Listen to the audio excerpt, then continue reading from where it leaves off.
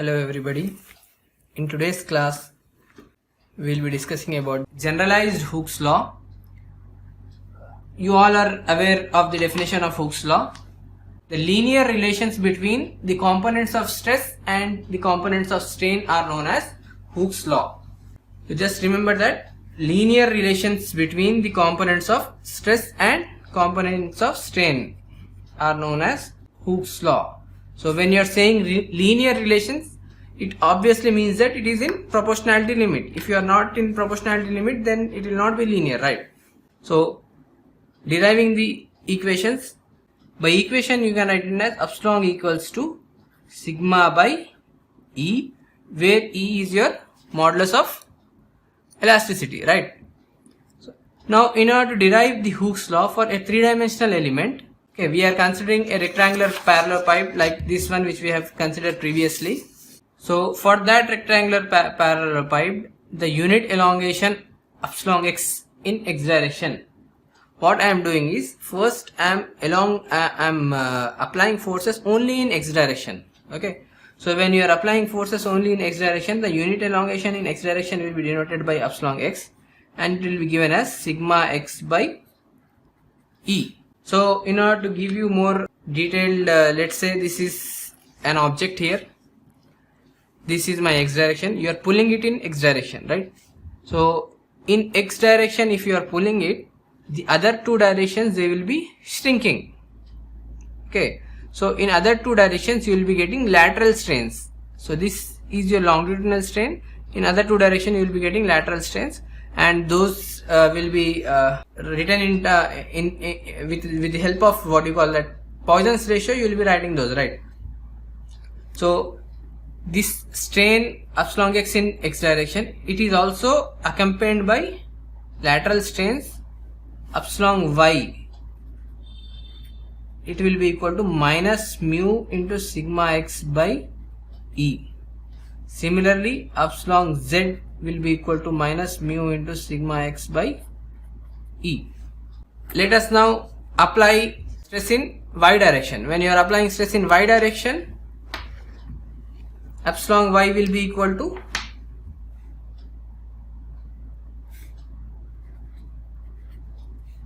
sigma y by E.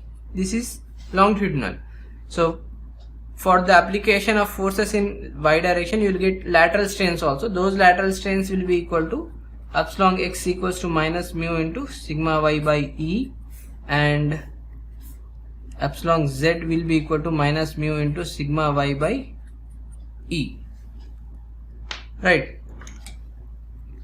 Similarly, if you are applying stress in z direction, epsilon z will be equal to sigma z by E, and epsilon x will be equals to minus mu into sigma z by E, and epsilon y will be equal to minus mu into sigma y by E. Now I am assuming that all these three forces are acting simultaneously. So if all these three, on this body, if all the forces are acting simultaneously, then the stresses can be written by the help of superposition method. Okay, so you are just superposing all these stresses. So in a three-dimensional body, since all the stresses will be acting in all the directions, so you are superposing all these three. Okay, so epsilon x will be equal to superposing this one, right? Here in these three equations, 1 by E is common. I am taking 1 by E as common here, into sigma x minus, here you can take mu as common, mu into sigma y plus sigma z. Similarly, epsilon y equals to 1 by E into sigma y minus mu into sigma x plus sigma z. Epsilon z equals to 1 by E into sigma z minus mu into sigma x plus sigma y, right? These three equations are your equations of Hooke's law. They are also known as strain stress relations.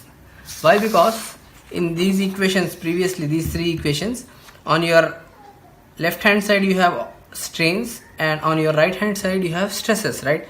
So these relations are also known as, sometimes they will be asking you in exam as define strain stress relations. So that is nothing but these three equations. Okay, next we'll be discussing about the relation between shear stress and shear strain.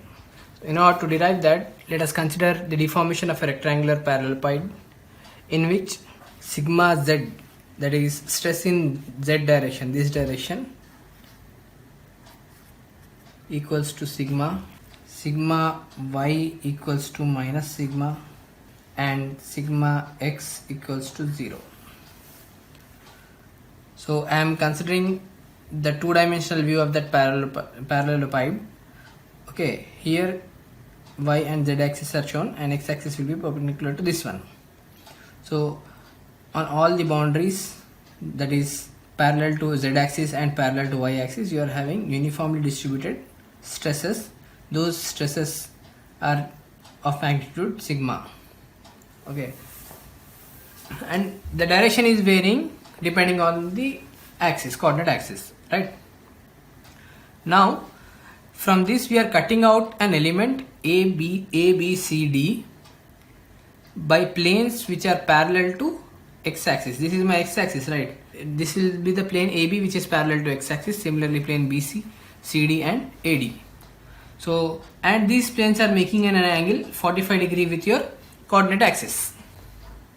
So 45 degree here and 45 degree here with both x and y axis, right? So now for this particular case, what I am doing is I am taking out an element OBC and I am drawing it separately. This is my element OBC. So and also see that on these faces AB, BC, CD and AD, you are having shear stresses, right? So shear stress is of magnitude tau. This is B, this is C and this is O, right? So when I am considering equilibrium of this triangular portion which I am taking it out, it will be sigma z, and this will be sigma y, right? Now in this figure I am resolving the forces along this line BC. Along this line BC I am resolving the forces. So the forces will be stress into area. So stress is tau and area is BC into unit width. Okay, so BC into 1, that is BC. Since this angle is 45, so the component of the sigma y will be cos 45, right? And it is in the direction of tau only. So it will be equal to, or you can write plus sigma y into perpendicular distance is OB into 1, that will be your area, not perpendicular distance, that is area, okay, into cos 45, and this sigma z, this angle is 45, so the cos component of sigma z will be along BC, right? And the direction will be opposite to that, so I am writing to my right hand side sigma z into OC into cos 45. From this, if I am dividing all these equations by BC,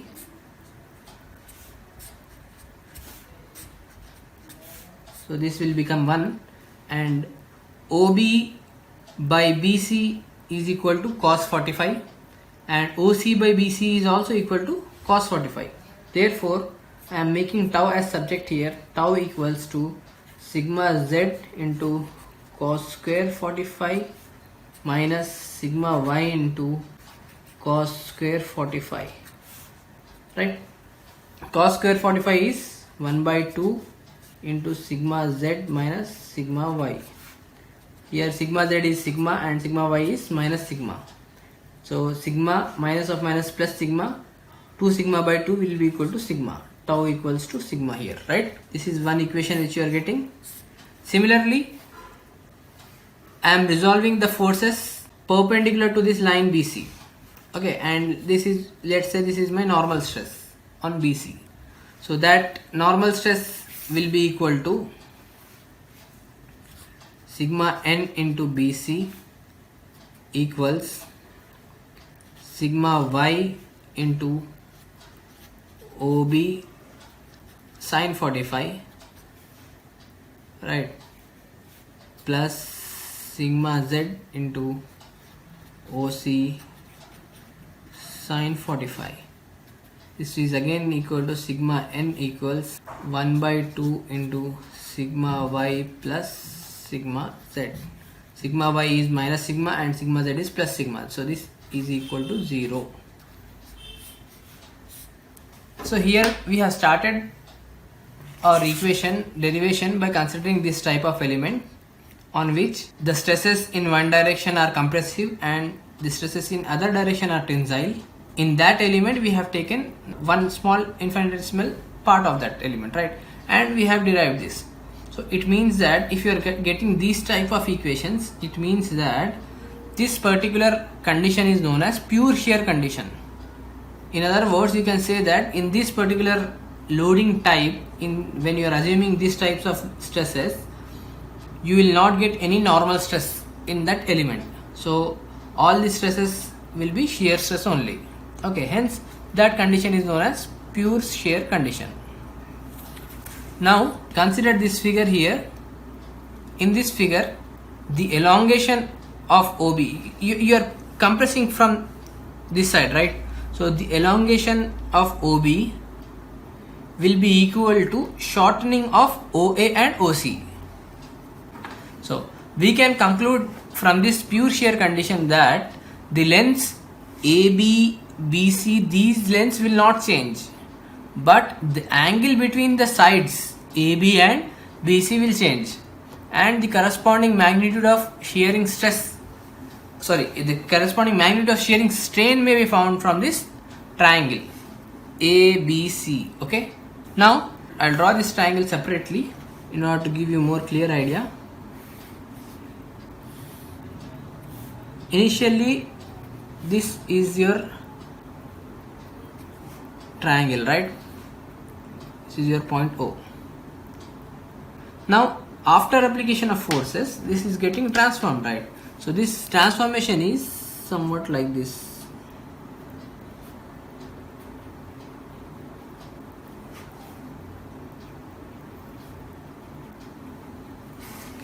This A is getting moved to A dash, C is getting moved to C dash, this B is getting moved to B dash.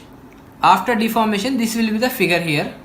Here you need to note that the lengths, amount of reduction in length or amount of increment in length, that is A dash will be equal to B dash will be equal to C dash. Okay, and also these lengths, initial lengths and final lengths are same. What we are saying that due to pure shear condition, only angle is changing here. The length AB and BC are not changing. Hence AB will be equal to A dash B dash. Similarly BC will be equal to B dash C dash, and AC will be equal to A dash C dash. Okay. Now initially this angle was 90. This changed angle will be 90 minus some value that we need to find out, right?